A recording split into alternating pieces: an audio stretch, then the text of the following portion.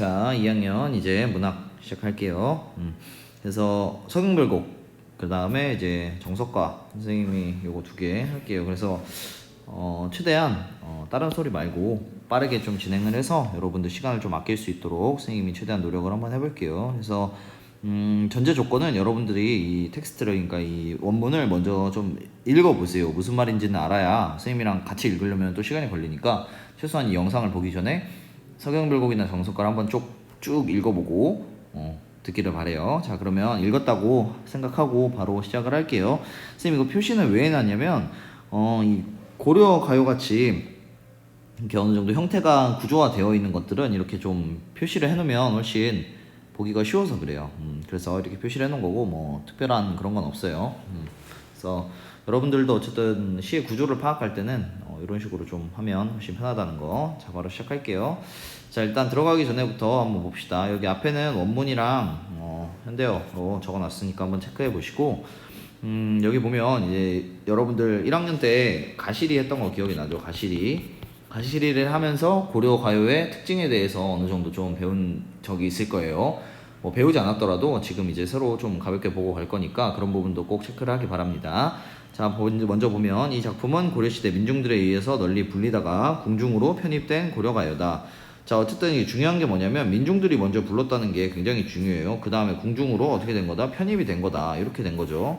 자, 그러면은 중요한 게 뭐냐면 이제 민중들이 부르는 거는 어떤 게 있냐면, 민중들이 부르는 노래의 특징은 어쨌든 후렴구가 있어요. 후렴구가 있고, 왜냐면 얘들아, 그 부른다는 거는 이게 혼자 부르진 않았을 거 아니에요. 옛날 사람들은 민중이 부르는 노래는 이렇게 여러 명이서 불렀어요. 약간 요새로 따지자면 떼창같이 이제 여러 명이서 같이 부르는 개념인데, 여러 명이서 같이 가창 노래를 부르려면 일단 약간 좀 쉬워야 되잖아, 노래가. 그리고 반복이 많이 돼야 되고, 그래서 요새 아이돌 노래처럼 약간 이렇게 후렴구가 있고, 그 다음에 반복되는 게 많아요. 반복이 되고, 뭐 이러한 것들이 있는 거예요. 그리고 주로 사문보고 뭐 이러한 큰 중요한 형식적 특징들이 있더라. 그 다음에 이제 소재 같은 것들이 좀 대중적이고, 대중들이 많이 아는 그런 것들이고. 자, 아무튼 그런데 이제 민중들이 부르던 노래를 이제 그 궁중으로 편입을 시키다 보니까 궁중에서 노래는 언제 부르는 거죠? 그 연이라고 하는 잔치를 부를 때 하는 거예요. 뭐 전체 아니고 행사 같은 거 할 때 하는 거고, 약간 좀 분위기가 놀자판도 있지만 약간 엄숙한 분위기에서 주로 많이 이 연행을 한다는 거죠. 그러면 그 약간 그런 거예요. 그러면 굉장히 심각까지는 아니더라도 이렇게 엄숙한 분위기에서 이렇게 너무 그 시대 사람들이 표현하는 경박한 노래를 할 수는 없었겠죠. 그럼 어떻게 해야 돼요? 이 궁중에서 음악을 담당하는 사람들이 이 민중들이 많이 부르던 노래, 요새 유명한 노래가 뭐 있는지 잘 모르겠는데, 그 무슨 아이유가 부른 뭐 아무튼 뭐 그런 것들을 막 이제 수집을 하는 거예요. 이거 수집, A 노래, B 노래, C 노래 막 수집을 해서 이제 편곡을 하는 거죠. 약간 짜깁기를 해서 여기서 조금, 여기서 조금, 뭐 여기서 조금 해서 새로운 D라는 노래를 만들자, 뭐 이런 식으로 좀 많이 했다는 거죠. 그래서 사실 지금 우리가 고려가요라고 알고 있는 작품들이 그렇게 많지가 않은데, 그건 이제 문자로 옮겨진 작품들만 우리가 알 수 있어요. 악보가 있는 것들만. 그래서 그 악보를 만들 때 이제 거의 조선에서 만든 게 많았기 때문에 많이 좀 삭제가 됐겠죠. 그대로 전해지지 못하고 아예 사라진 것들도 많고. 아무튼 그래서 여기서 하고 싶은 말은 뭐냐면, 궁중으로 편입된 흔적들이 많이 남아있다. 그리고 여러 가지 좀 맞지 않는 노래들이 하나로 묶여져 있다. 특히 서경별곡 같은 것도 여기가 이제 서경이라는 노래, 그 다음에 여기가 당시 유행하던 구슬가라는 노래, 그 다음에 이제 여기는 대동 혹은 대동강이라는 그 노래, 이렇게 3가지가 합쳐진 것이라고 좀 많이 추측을 하고 있어요. 아마 거의 맞을 거예요. 그래서 이런 부분도 있다는 거. 자, 아무튼 그래서 봅시다. 그래서 우리 시가의 전통적인 정서인 이별의 정환을 노래하고 있는 것이 특징이다. 자, 이별의 정환도 굉장히 중요하죠. 이별의 정환에서 항상 화자는 여성이다. 그리고 이별의 정환에 나오는 그런 작품들에서 화자는 임을 원망의 대상으로 삼을까요, 안 삼을까요? 삼지 않더라. 이런 부분도 굉장히 중요한 부분이죠. 자, 그 다음에 이제 또한 전체가 3년으로 이루어진 분연체로 사랑을 쟁취하려는 화자의 태도와 이별을 적극적으로 거부하는 화자의 모습이 잘 나타나 있다. 이런 부분들, 화자의 태도와 관련된 부분이고. 자, 그래서 이어는 구술가라고 하면서 다른 작품인 정석가, 이따가 살펴볼 정석가에도 나오고 있다. 그래서 고려가요의 내용적, 형식적 특징은 또 다 알고 있겠지만 선생님이 빠르게 좀 복습을 할게요. 자, 어쨌든 내용적 특징은 뭐예요? 내용적 특징은 남녀간의 사랑이 좀 많더라. 남녀간의 사랑이. 사랑, 뭐 이 안에 당연히 이별도 들어가는 거죠, 여러분. 기본적으로 사랑과 이별. 그 다음에 사실 굉장히 많아요. 고려가요의 스펙트럼은 사실 굉장히 넓은데 그것이 전해지지 않은 게 굉장히 많아요. 그래서 사실 조금 알기가 어렵다. 근데 남녀간의 사랑과 이별 이런 게 굉장히 많았다. 그래서 요런 것들을 조선에서 뭐라고 비판했어요? 남녀 상렬지사다. 이렇게 비판을 많이 했죠. 이 단어를 좀 알고 있어야겠죠. 남자와 여자가 서로 이게 기쁠열. 그래서 서로 만나면 이제 기쁨이 있잖아요. 뭐 하하호 웃고 뭐 데이트도 하고 뭐 재밌는데 이제 조선의 이제 유학을 공부한 사람들이 보기에는 이게 너무 좀 직설적이었다는 거지. 뭐 이런 거예요. 나는 너를 좋아해라고 하는 건 이제 조선 입장에서는 이제 너무 직설적인 표현이었다는 거지. 그래서 이제 좀 너무 그러니까 이런 거는 좀 별로다. 남녀 상렬지사라고 고려가요는 좀 이래서 별로야라고 배척을 많이 했었죠. 그 다음에 이제 형식적 특징은 뭐예요? 형식 특징은 사문보다 사문보. 그 다음에 후렴구 있고, 그죠? 후렴구 있고, 그 다음에 여기 나오는 분연체 있고. 근데 이제 분연체의 연장체라고도 하기도 하는데 이게 사실 진짜 엄밀히 말하면 좀 다른 건데 교육 과정에서는 그냥 사실 뭐 같은 걸로 봐도 문제가 없어요. 분연체 연이 나눠져 있다. 연장은 장이 이제 연속된다. 뭐 이런 뜻인데 이게 좀 개념이 다르긴 한데 뭐 같다고 봐도 크게 문제될 건 없습니다. 고등학교 수준에선. 자, 아무튼 이제 여기에 뭐 굳이 하자면 뭐 여음구 같은 게 있겠죠. 여음구. 여자가 이제 잉여할 때 그 남을 여자예요. 그래서 음이 남는 거. 그래서 여음구, 뭐 조음구, 조흠구라고도 하기도 하는데 어떤 거냐면 이제 요런 거죠. 요런 거. 아질가 이런 것들. 그 다음에 뒤에서 볼작 보면서 뭐 나난 이런 거 의미 없는 그런 것들. 그래서 이런 것들이 형식적 특징에 들어가더라. 선생님이 작년에 했던 것 중에 사문보 vs 사음보 설명을 한 게 있죠. 사문보 vs 사음보 설명을 한 게 있는데 어떤 거예요? 자, 양반, 그러니까 향유 계층이 다르다 그랬죠. 선생님 사문보랑 사음보는 민중들이 주로 쓰는 거는 사문보라 그랬죠. 민중들은 사문보다. 이유가 뭐라 그랬어요? 사문보가 비교적 개방적이고 약간 자유롭고 이러한 것을 나타내기에 사문보가 좀 더 적합하기 때문이고, 사음보, 이제 사대부들, 상층부들이 향유하던 거는 사음보인데, 상이란 뜻이에요. 상층부들이 향유하던, 그러니까 신진사대부가 했던 거는 사음보인데, 대표적인 게 가사죠. 가사. 왜냐면 이 사람들은 어떤 걸 생각했냐면 굉장히 딱딱 떨어지는 정형성이라고 하거든요. 그런 걸 딱딱 떨어지고 이렇게 균형 있고 밸런스 있고 이런 걸 되게 좋아했어요. 그래서 사음보가 어떻게 돼요? 예를 들어서 상충문 같은 거, 홍진의 무친분내 인해생의 어떠한 거, 옛사람 풍류를 란가 모를란가 뭐 이렇게 딱딱 의미가 떨어지잖아. 의미도 떨어지고 가창할 때 이렇게 딱딱 붙는 맛이 있다고 하는데, 아무튼 그렇게 해서 이제 이렇게 생각을 했습니다. 사문본 선생님이 항상 뭐 생각하라 그랬어요? 아리랑 생각하라 그랬죠. 아리랑 아라리오 이렇게 하면 사문보죠. 민요적 율격은 그래서 사문보다. 그래서 고려가요는 여기 민중들에 의해서 널리 불려졌기 때문에 애초부터 태생이 사문보일 수밖에 없다. 이렇게 가면 되겠죠. 자, 그래서 이제 선생님이 답도 미리 적어놨어요. 빠르게 하려고.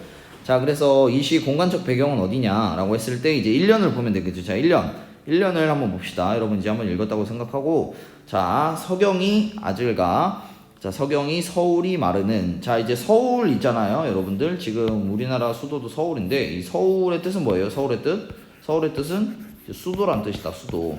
그래서 우리나라의 수도는 수도다. 뭐 이렇게 되는 거죠. 우리나라의 수도는 서울이다. 이렇게 되니까. 그래서 선생님 여기 뭐라고 해놨어요? 서경이 서울이지만 이렇게 돼 있는 거예요. 그러니까 서경이 수도와 같지만 뭐 이런 뜻이에요. 서경이 수도와 같지만, 그러니까 여기서는 진짜 수도 그런 개념이 아니라 이제 굉장히 좋은 곳이란 뜻이죠. 이렇게 문화적으로, 그 다음에 이제 상업적으로 굉장히 발달된 곳이다 이런 의미예요.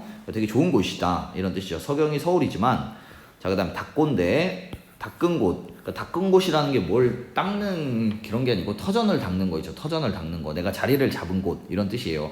여기 앞서서 서경이 굉장히 문화적으로 뭐 그 당시 상업적으로 굉장히 좋은 곳이라고 했잖아요. 이어지는 거죠. 거기서 내가 터전을 닦았잖아. 그지? 그럼 당연히 서경을 사랑하겠지. 근데 사랑하지만 여임으론 질삼배 바리시고, 그러니까 임과 헤어진, 그러니까 여의다 있죠. 여의다. 뭐 그 친구는 어려서 부모님 일찍 여했어. 뭐 이렇게 할 때 그 여인다는 그 여이다 그거예요. 근데 선생님이 이제 좀 이렇게 적어놓은 거죠. 여러분들 이해하기 쉬우라고. 임과 헤어지는 것보다는 길쌈하던 배를 버리고, 길쌈배는 그 옛날에는 이제 여성들이 그 집에서 이렇게 가사를 했잖아요. 그러니까 집안일을 했잖아요. 할 때 쓰던 그 도구예요. 네이버 한번 검색해보세요. 그래서 길쌈배 버리시고, 괴실한데 아질가, 후음은 안 읽고 있어요 선생님 일부러. 괴실한데 아질가, 괴실한데 우러곰 존니노이다, 뭐 이렇게 되는 건데, 자, 사랑해 주신다면 울면서 따르겠다. 그럼 자 보세요. 내가 임과 헤어지는 것보다는 차라리 뭐를 선택을 하겠다는 거예요? 길쌈하던 배를 버리겠다. 자 얘들아, 이게 그냥 단순히 그냥 뭐 자기가 길쌈하던 배를 그냥 버리는구나, 배를 버리는구나, 버리네, 뭐 이 정도 수준이 아니, 이 정도 수준이 아니고, 이게 어떤 수준이냐면 삶의 모든 것을 버리겠다. 모든 것. 왜 그렇죠 얘들아? 여기서 뭐라고 하고 있어요? 항상 선생님이 시를 해석할 땐 시 안에서 정답을 다 찾으라고 하는데, 여기 보면 좀 지울게요. 여기 보면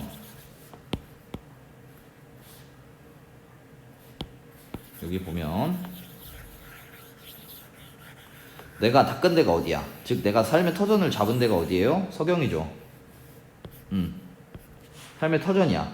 삶의 터전도 어떻게 하겠대? 버리겠대잖아. 그리고 뭐도 버리겠대? 길쌈하던 배도 버리겠다고 하죠. 그러면 나는 임과 헤어지는 것보다 뭐를 택하겠다? 삶의 모든 것을 버리겠다. 그죠? 그러면 나에게 있어서 임은 어떤 존재예요? 굉장히 소중한 존재다. 그죠? 소중한 존재에 한 발자국 더 나가면 뭐가 되겠어요? 절대적인 존재가 되겠죠. 왜? 아니 얘들아, 그 길쌈배랑 내가 살던 곳까지 다 버리면 여러분 지금부터 지금 뭐 집도 버리고 뭐도 뭐 차도 버리고 뭐 돈도 버리고 뭐 다 버리는 거잖아요. 그것보다 이미 중요하다. 그렇다는 건 나에게 굉장히 절대적인 존재라는 거지. 그지?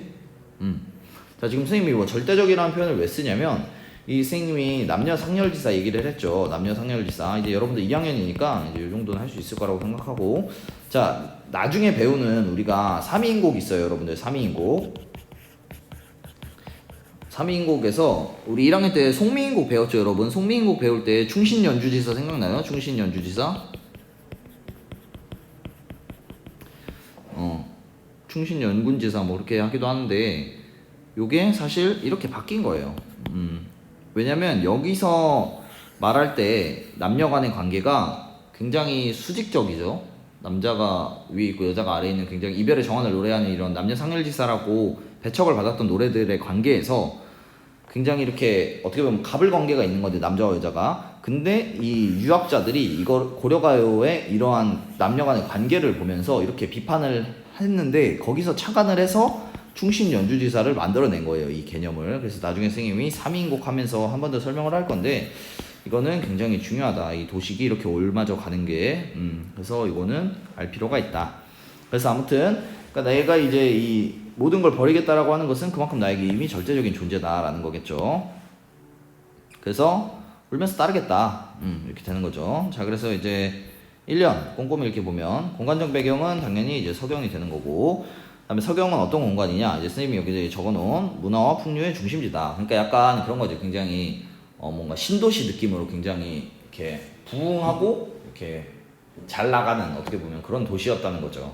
그래서 굉장히 잘 알아주는 그런 곳에서 털을 닦은 나지만, 그러니까 여성 화자지만 임과 헤어지는 것보다는 차라리 이걸 다 버리고 그냥 가겠다, 이렇게 하는 거죠. 자, 그래서 화자의 성별을 알 수 있는 시어는 길쌈배다.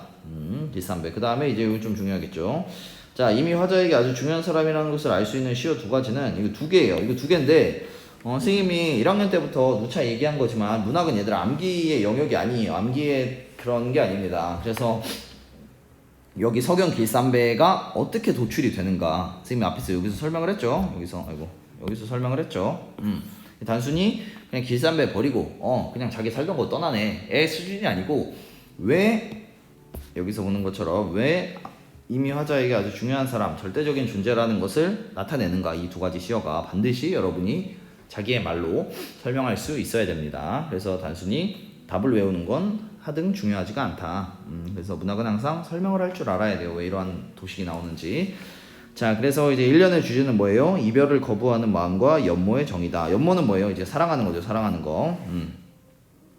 사랑하니까 이제 이별을 거부를 하고 있는 거겠죠. 자, 이제 2연으로 넘어갑시다. 2연으로. 자, 2연 보면 이제 여기 자, 구슬간데 자, 구슬이 아질가 구슬이 바위에 디신들 딘다는 게 이제 떨어진다는 거죠. 그래서 구슬이 바위에 떨어진들 기니딴 아질까 기니딴 그치리 그러니까 기니 끈이죠.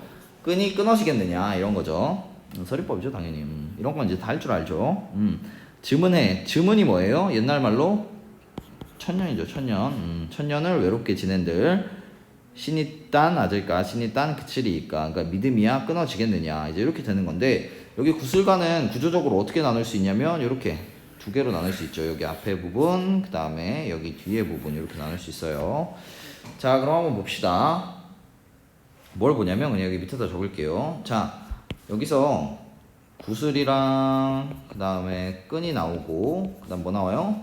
여기에 천년이랑 100년인데 아이고 천년이랑 그 다음에 믿음이 나오죠.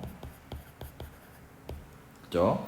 자, 그럼 한번 볼게요. 자, 구슬이 이렇게 있는데 끈이 이렇게 연결이 되어 있어요.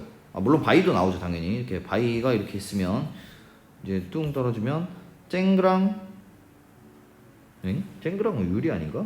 자, 아무튼 이렇게 옆으로 빠지면 안 돼요. 자, 아무튼 이 구슬이 이렇게 펑 하고 깨지잖아요. 그러면 이제 펑 하고 깨지면 어떻게 되겠어요? 이 다 박살이 나겠죠. 이게 구슬이 이렇게 다 박살이 나고 뭐가 남겠어요? 이제 끈이 남겠죠. 근데 여기 보면 끈이 끊어지겠습니까? 라고 하는 거는 구슬은 끊어질지언정 끈은 끊어진다는 거예요? 안 끊어진다는 거예요? 안 끊어진다는 거죠. 그죠? 그러면 그러니까 지금의 생각을 하면 안 돼요. 옛날 사람들은 어떻게 생각한 거냐면 이게 비록 구슬이 끊어지더라도 이렇게 끈이 있잖아요. 끈이 남아있으면 구슬은 다시 이렇게 붙이면 되잖아 얘들아. 이렇게 연결을 하면 되잖아 라고 생각을 한 거예요. 선생님 끈도 끊어질 수 있는 거 아닌가요? 맞아요. 맞는데 그렇게 생각을 하면 안 돼요. 옛날 사람들은 이게 끈이 남아있으면 구슬은 언제든지 끼울 수 있다 이렇게 생각을 한 거예요. 자, 마찬가지로 보세요. 마찬가지로 천년을 내가 외롭게 지낸들 뭐가 안 끊어져? 믿음이 안 끊어지죠. 그죠? 그러면 안 끊어지는 거 두 개 연결해 보세요. 뭐예요? 얘랑 얘죠. 그러니까 끈이랑 믿음이죠. 그죠? 그러면 빗대는 거라는 걸 알 수 있겠죠. 자, 그럼 보세요. 구슬이 어디에 떨어져요? 바위에 떨어지죠. 그러면 이 바위는 의미가 뭐겠어요? 이렇게 구슬이 바위에 떨어지는데 구슬이 떼구르르 굴러서 이게 바위에 떨어졌는데 뭐가 깨진 거야? 결과적으로는 구슬이 깨진 거죠. 왜냐면 끈이 끊어지겠느냐라고 한 건 이 안에 얘들아 봐봐. 여기 구슬이 바위에 떨어진들 끈이 끊어지겠냐라고 하는 건 구슬은 깨질 지연정이 앞에 생략되어 있을 거 아니야 얘들아. 그지? 그러니까 구슬은 끊어질지언정 끈은 남아있다라는 거잖아요.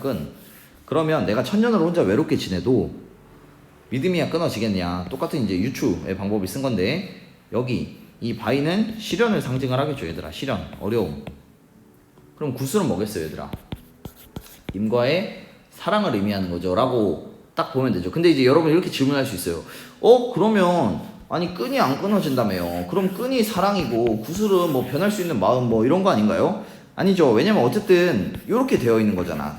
끈에 구슬이 처음에 이렇게 꿰져 있는 거니까 이렇게 요거를 한 세트로 봐야 되는 거죠. 그래서 구슬도 임에 대한 사랑이고 사실 끈은 엄밀히 말하면 믿음이겠죠. 왜냐면 뒤에 믿음이야 끊어지겠냐라고 한 거니까. 근데 사실 굳이 막 엄청 구분하지 않아도 구슬과 끈 모두 임에 대한 변함없는 사랑, 변함없는 믿음이다. 여기서 뭐가 중요한 거예요 얘들아? 변함이 있어요 없어요? 변함이 없다. 뭐해도 이런 바위와 같은 어려움을 만나도 이게 되게 중요한 거예요. 구슬과 끈이 임에 대한 사랑이고 믿음인데 이것이 바위와 같은 어려움을 만나도 끊어지지 않는다, 변하지 않는다가 되는 거죠. 그래서 여기 보면 천년을 외롭게 지내는 게 얼마나 힘들겠어요 얘들아. 그지? 혼자 사는 게 얼마나 힘들어. 그러니까 이게 바위에 해당하겠죠 당연히. 바위에 해당하는 어려움이겠죠. 어려움들 안 끊어진다는 거죠. 신인들 끊어지지 않겠다. 그러니까 나는 영원히 뭐 하겠다? 임을 사랑하고 믿겠다. 이런 거죠. 그래서 여기서는 이제 유추의 방법이 쓰인 거예요. 유추가 뭐냐면 이제 한 대상을 보고 이제 유사한 속성을 추론해서 다른 대상을 추론하는 거예요. 그러니까 여기서 속성을 뽑아내서 유사한 대상으로 추론을 하는 거예요. 그래서 여기 보니까 옛날 사람들이 보니까 이렇게 구슬이 있고 끈이 있어서 땡그랑 떨어져도 끈이 끊어지지 않는구나. 여기서 이제 착안을 한 거죠. 발상을 착안해서 그러면 천년을 외롭게 지내도 믿음은 안 끊어지겠구나 라고 유추의 방법을 활용해서 여기 이제 노래를 만든 거예요. 여기 구슬가를. 그래서 이런 것들이 이제 서경별곡 2연의 내용이다.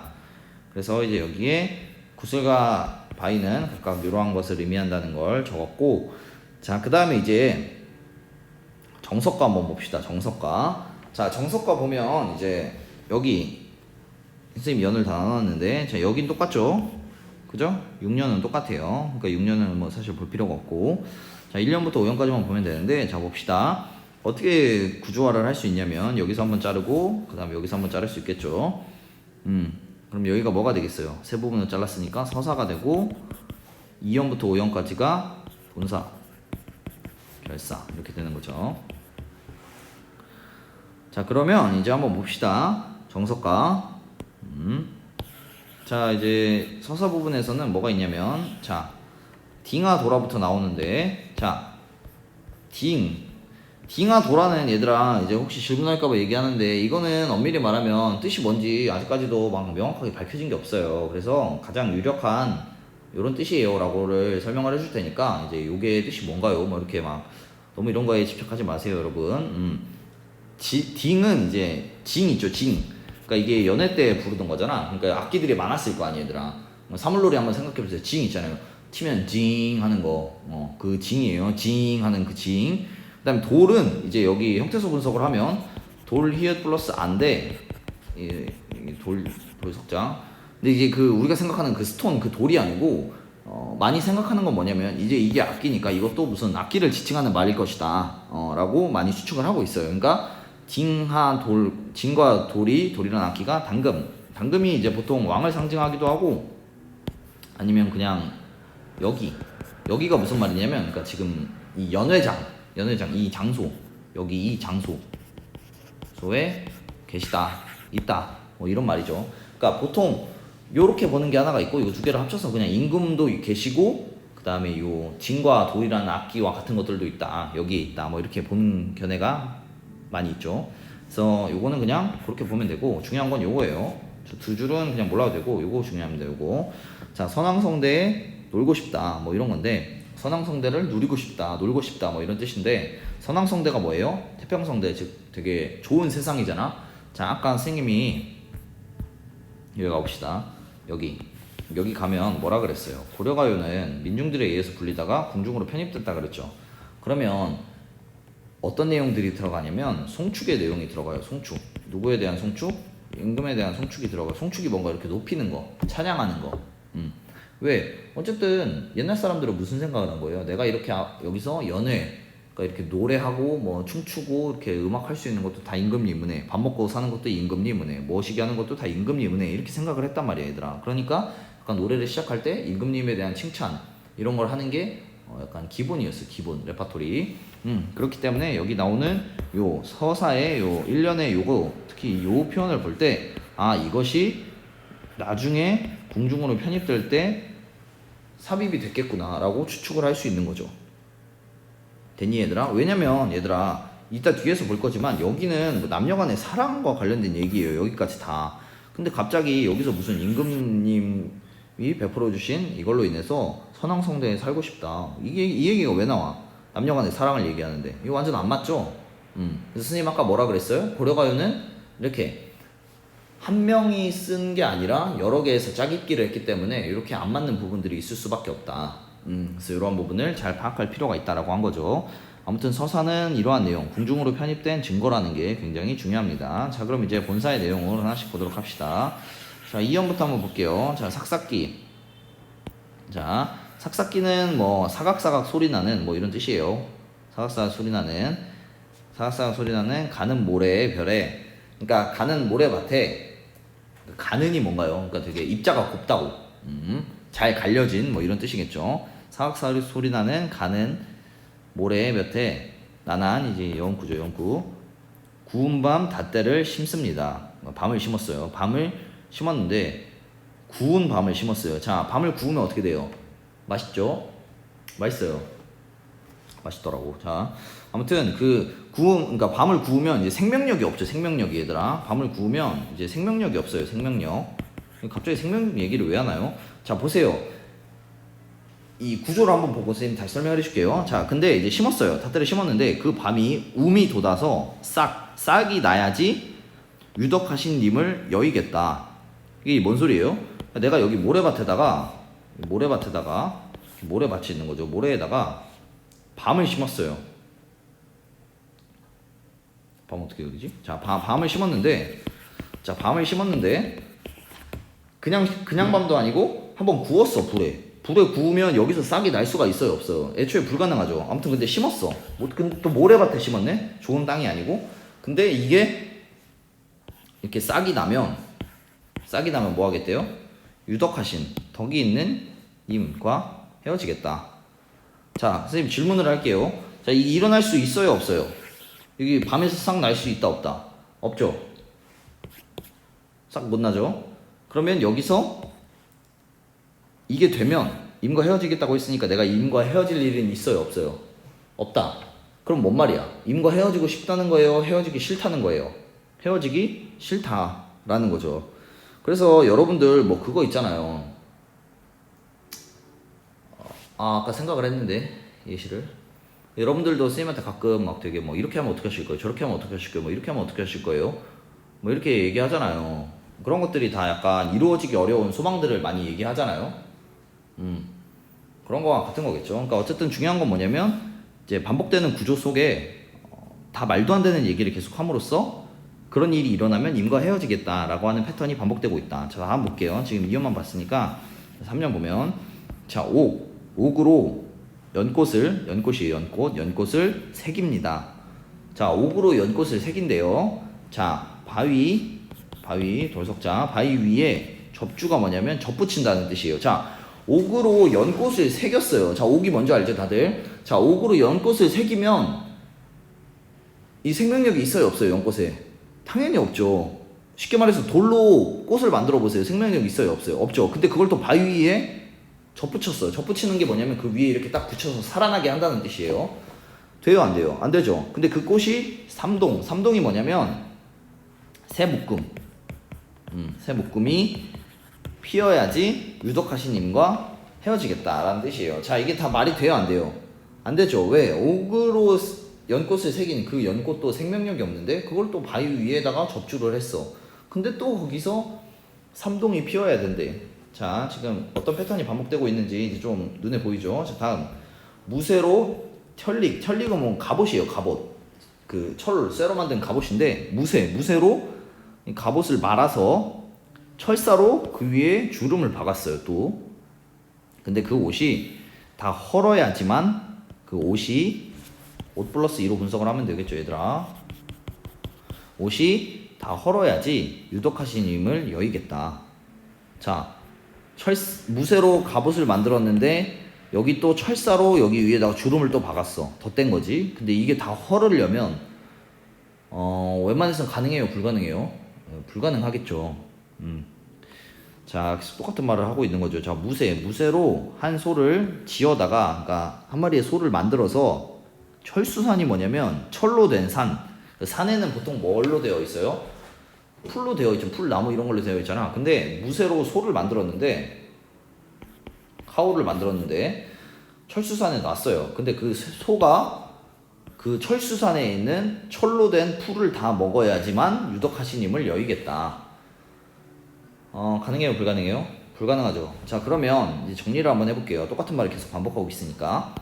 자, 2연에서 5연까지 본사에 해당하는 내용은 뭐예요, 결국? 조건이 있죠. 뭔 조건? 뭐 예를 들어서 무쇠로 소 만들어가지고 거기 철수산에 놨는데 철수산에서 철로 된 풀을 다 먹어야지만 조건. 그다음 뭐예요? 실행. 유덕하신 님을 여의겠다. 이런 구조로 되어 있죠. 이런 구조. 보이니, 얘들아? 여기 다 찾아보세요. 여기 여기 그 밤이 우미도다 싹이 나야지만 조건 실행 이렇게 되는 거죠. 그죠? 자 그러면 결국 이렇게 해서 하고 싶은 말은 뭐예요? 유독하신 임과 여이겠다. 그러면 나는 임과 표면적으로는 헤어지겠다라고 하지만 이면의 마음은 어떤 거예요? 헤어질 수 있다 없다? 없다. 그래서 이별은 절대 불가다. 이렇게 얘기를 하는 거죠. 그러한 것을 이렇게 말이 안 되는 여러 가지 역설적 표현들을 통해서 강조하고 있는 거죠, 사실상. 그 외에 여러분 그거 있잖아요. 그 누구 좋아해? 누구 좋아해? 계속 아니 하면 막 여러분 오히려 뭐라 그래요? 강한 부정은 강한 긍정인데 막 이러면서 막 몰아가는 거 있잖아. 약간 그런 거랑 똑같은 거예요. 계속 나 이렇게 되면 유독하신 임을 여이겠어. 자, 이 포크를 왜 그리고 있냐면 지금 화자의 마음을 얘기하고 있는 거예요. 그러니까 이별이 여기 있고 그 다음에 만남이 여기 있다면, 만남 이별하지 않는 게 여기 있다면 계속 말로는 뭐라고 하고 있어? 말로는 유독하신 임을 여일 거야 하고 있는데 마음은 어디로 가는 거야? 이쪽으로 가는 거죠. 말을 하면 할수록. 그죠? 왜? 계속 반복하면서 강조가 되기 때문이죠. 강조. 자, 그래서 이러한 구조로 되어 있다. 그래서 시에서 구조를 파악하는 게 얼마나 중요한가. 굉장히 중요하죠. 요건 이제 방금 했던 거고. 자, 그래서 여기 보세요. 정석가는 1년에서 태평성대를 기원하는 송축의 내용을 담고 있다. 그래서 이어지는 2연에서 5연은 역설적 표현 속에 기원, 소망의 의미를 담고 있는데 불가능한 상황을 설정하여 임과의 영원한 사랑을 바라고 있다. 굉장히 숭고함이 느껴지는 거죠. 그 여러분들 문학에 그 4가지 아름다움 있잖아요. 뭐뭐 있어요? 숭고미, 우아미, 그 다음 뭐예요? 골개미, 마지막으로 비장미 있죠. 이 중에서 그러면 여기서 나타나는 건 뭐겠어요? 따단 숭고미겠죠. 왜? 어쨌든 임과의 영원한 사랑을 꿈꾸고 있는 거잖아. 그러니까 이렇게 정말 이렇게 이러한 상황들을 만들어냄으로써 이런 상황이 되어야 임과 헤어지겠다라고 하는 것은 선생님이 여기도 적었지만 결국엔 이별은 절대 불가라는 거잖아. 이별은 절대 불가라는 말은 임과의 뭐를 꿈꾸는 거예요? 영원한 사랑을 꿈꾸는 것이다. 그래서 얘들아, 사실 조선 선비들에 의해서 남녀상열지사라고 비판을 받으면서 쉽게 말하면 굉장히 까였던 고려 가요들이 사실 굉장히 낭만적이에요. 얘들아, 봐봐. 임과의 영원한 사랑을 노래하고 그 다음에 여기 구술가에서는 몇 년을 얘기하고 있어. 얘들아, 1000년이라고 얘기하고 있잖아. 근데 요새 여러분 누가 우리는 이제 앞으로 1000년 동안 함께 사랑하자, 같이 살자 이렇게 얘기하는 사람 있나요? 없죠. 오히려 옛날 사람들이 훨씬 낭만적이고 굉장히 솔직한 거죠. 정말 당신과 영원한 사랑을 꿈꾸고 싶다, 임과. 그럴 수 있다면 길삼배도 버리고 서경도 버리고 그렇게 정말 임과 함께하고 싶다. 정말 고려가요의 많은 작품들이, 현존하는 많은 작품들이 이러한 주제가 굉장히 많아요. 그러니까 임과의 정말 영원한 사랑, 순수한 사랑이죠. 굉장히 그러한 사랑을 노래하고 있는 작품들이 많다.